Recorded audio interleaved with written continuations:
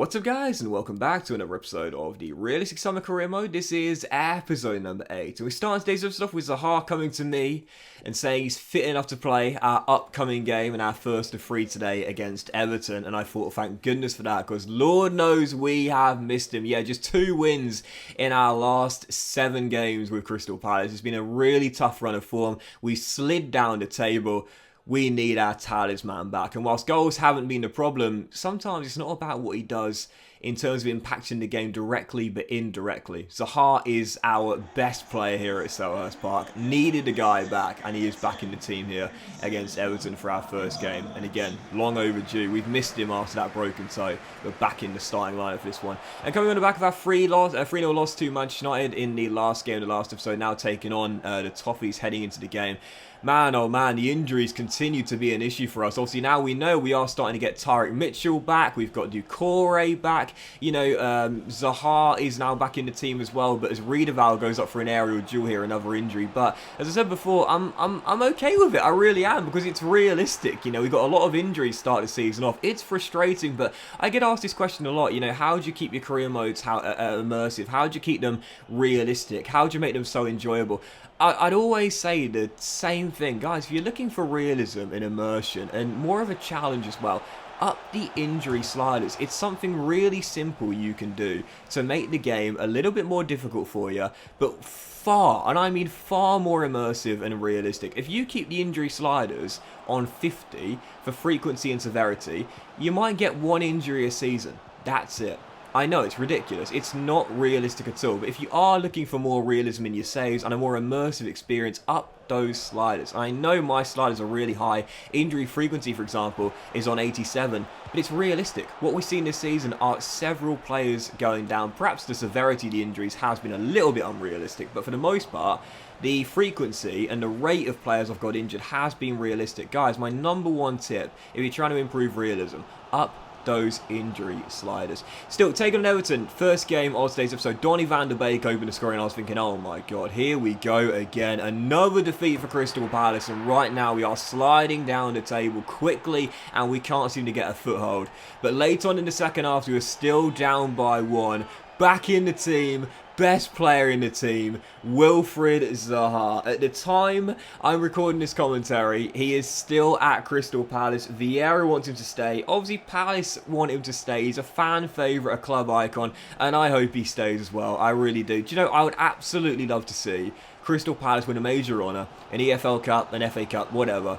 And that would really cement Zaha's legacy at Crystal Palace. The stint at Manchester United didn't work out, but since coming back to Selhurst Park, he's given his all for his club, and I just love to see it. You know, I really would. A player who could move on to a bigger team, is good enough to play European football, but I'd love to see him stay and win a major honour for his club. I think that would be so cool to see. And in the end, he turned the game on its head here as well. He scored an absolutely glorious goal. He picked the ball up from inside his own half and bent one past Pickford to make it 1-1, and then scored the goal to surely win it for us as well, as he bent one past Jordan once again. Got a touch, couldn't keep it out, but it's Palace 2, Everton 1, and Rak-Sakyi came off the bench to wrap it up, make it 3-1, give us a 2-goal cushion, and put the dagger into the hearts of Everton with 7 minutes on the clock as well. I like the look of this kid, I really do. I've given him quite a bit of game time this season, and I talked about when we took over Crystal Palace, there are a few decent youngsters here. You know, Tyrick Mitchell, Mark Guehi,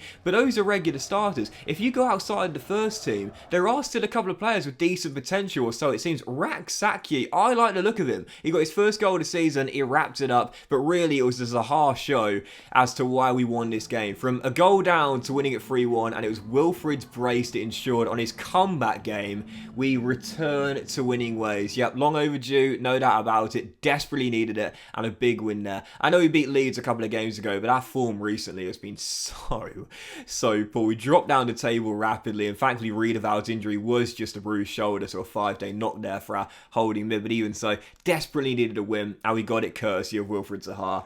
Oh man, I mean, you know, seeing the guy play in Europe, you know, he's definitely good enough for that, but I really would like to see him stay at Crystal Palace, and if he could win them an EFL Cup or an FA Cup, you know, man already is going down as a Crystal Palace icon, but that really would cement things even more so as well.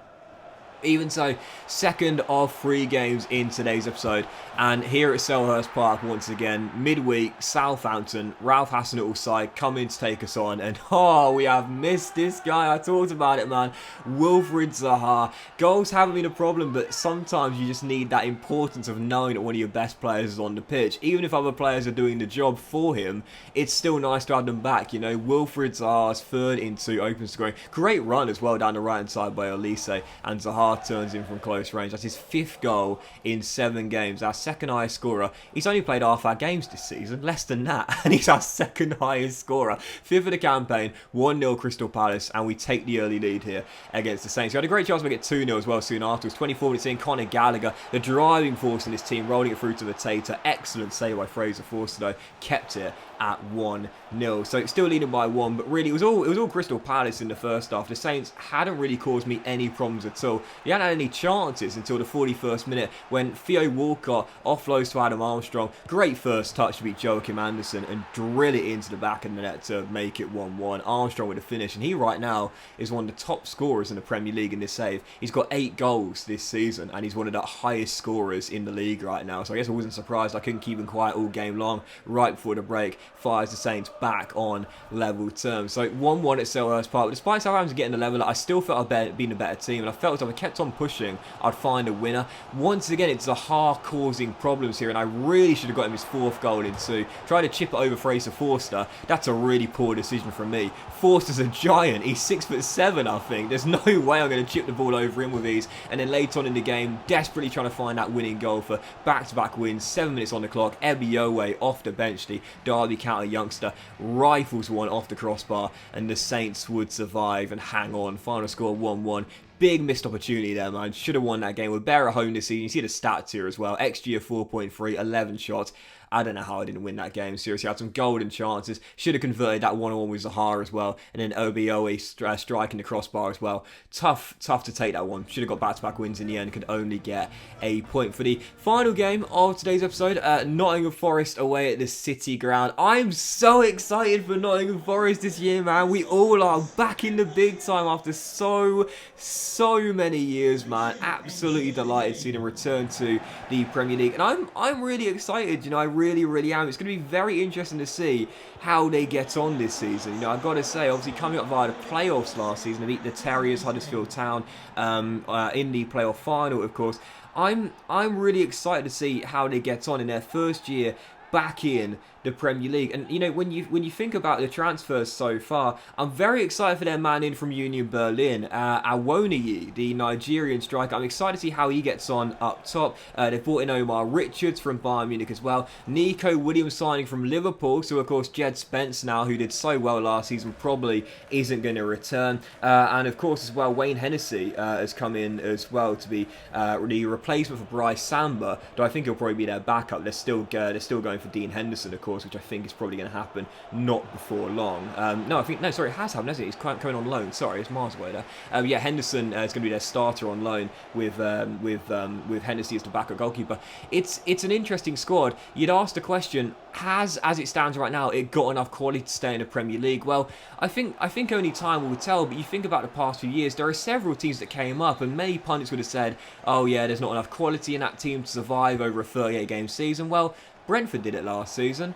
You know, Sheffield United did it a couple of years prior. You know, it's not in, you know, and when Huddersfield Town went up in the first season, everyone's like, oh yeah, they're definitely down, no doubt about it. I think that just goes to show you that, you know, sometimes teams can really surprise you, and whilst they might come to the division with not as much perceived quality to survive, they can pull out of the bag, and Forest might just be that team. Again, they've got a couple of really decent young players. Their squad isn't bad, and I'm excited to see how they get on. The City ground, very atmospheric, of course. I'm really excited. I must say, Forest returns to the Premier League after all these years. I'm really excited to see how they get on in their first year back in the Premier League. Their goal, season 1, H1Z1, just survive. You know, that is all Steve Cooper needs to do. If they stay up on goal difference, they'll call it a good season. season, and I believe they can. I really do. It will be a tough season. It will be a grueling season. They will be one of the favourites to go down. Everyone knows that, but there's no reason they can't stay up. Look at the likes of Sheffield United.